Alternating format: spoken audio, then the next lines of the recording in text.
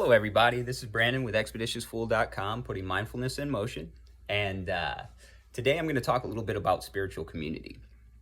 So why is it a big deal? Why does some of us really want it? Why are some of us resistant to it? Things of that nature. So we'll just jump into it. So with spiritual community, especially a lot of us that are spiritual, maybe not religious, and one of the Abrahamic religions, is that we feel very isolated in a way, right? Whether that's, due to light workers being isolated, energy workers, starseeds, whatever you want to call it, witches, warlocks, other witches, it doesn't matter what the name, energy worker, either way, anybody on an energetic spiritual path are a lot of times persecuted by others. They're looking at things different than the masses, right? So then that leaves you feeling alienated. Like everybody else has a group, why don't I, right?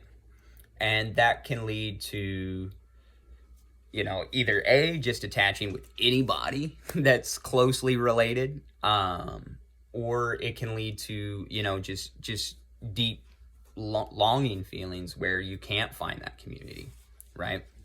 So the reason why spiritual community is important is because we are our brother's keeper, right? So the Bible had it right on that. Sorry, just don't want to scare some of y'all away, but that is the truth. We are our brother's keeper, meaning that by hanging out with like-minded folks, like-minded community, we're able to learn, we're able to grow, we're able to develop in our ideas. Now, we shouldn't be so closed that we don't accept other ideas, accept other people as far as spending time to analyze and learn.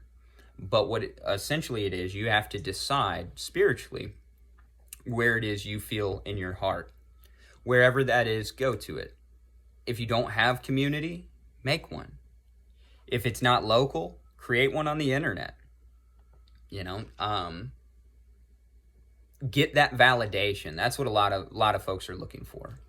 They're looking for validation because they don't get it from their families. They don't get it from, their significant others sometimes, or their kids, or what have you, right? Spiritual community is a longing. And it's a longing because spirituality is a requirement for the human system to operate at its optimal level. So that's why it's so longing. That's why it's such a drive, right? Now, like I said, the folks I'm speaking to, we are non-Abrahamic faiths. If you wanted to generalize it, you could say pagans, because that just means anything of non-Abrahamic faith. I spent a lot of time researching many different philosophies and theories and thought processes on, witchcraft, on voodoo, on, hoodoo, all of these Wicca, all of these different things. And I spent a lot of time on them. And, you hear a lot of, like there's even books out, The Solitary Witch, your practice in solitude, because it's a community that understands being different. And it's a community that really is searching. That's why they're exploring. That's why they also want more community, because they want to learn more. They are starting to understand the energies at play, but they don't necessarily know where those come from. So they're trying to get more community. They're looking for that next person, right? That next bit of information. This is going to give me that understanding. It's the same thing that any spiritual seekers are looking for. That next bit of maintenance, that next bit of control, because we're constantly progressive individuals. So with all of this, I would say that spiritual community, it's very, very important as far as finding your tribe. But we don't have to remain as limited in the mindset of it, right? Sometimes it can just be open-minded thinkers that are around us. Sometimes, like I said, if we don't have a community around, we can create one. And not by like, oh, well, I got to rely on this other person to set it up. No, if you want it, you start it. Start a coven. Start a group. Start an ashram. Start whatever it is that's motivated in your heart, you know.